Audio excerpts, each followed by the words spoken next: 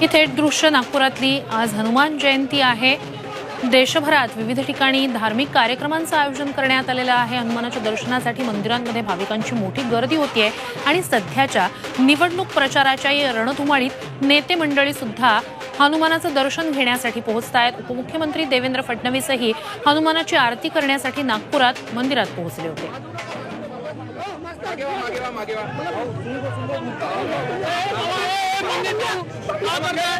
देवेंद्र फडणवीस आज हनुमान मंदिरात पोहोचलेले होते। हनुमान जयंतीच्या निमित्तानं मारुती रायाचं दर्शन फडणवीसांनी घेतलं। नागपुरातल्या अतिशय प्रसिद्ध असलेल्या या टेकडी लाईनच्या हनुमान मंदिरामध्ये मी दर्शन घेतलेलं आहे आणि बजरंगबली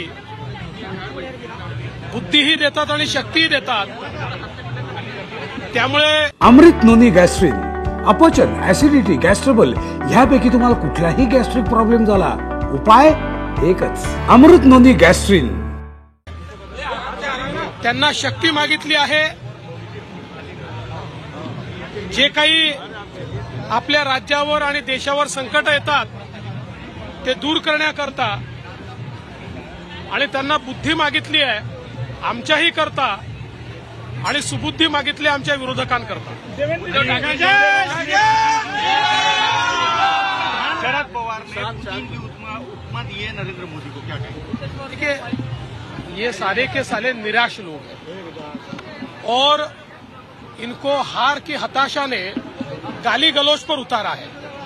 और आप सभी जानते हैं जब जब मोदी जी को गाली पड़ती है तब तक विजय बड़ी होती है। तो ये जितनी गाली देंगे लोग उतना ज्यादा मोदी जी को प्यार करेंगे।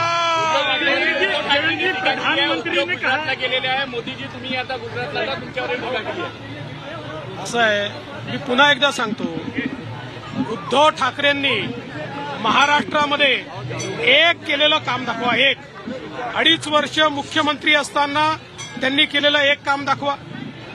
जवळपास 25 वर्ष महानगरपालिका त्यांच्याकडे होती, मुंबईत केलेलं एक काम दाखवा। तोंडाच्या वाफा दवडण्याशिवाय यांना काही येत नाही। यांचे भाषणही ठरलेले आहेत। मी तर उद्धव ठाकरेंचं भाषण हे जसं जसं तुम्हाला म्हणून दाखवू शकतो।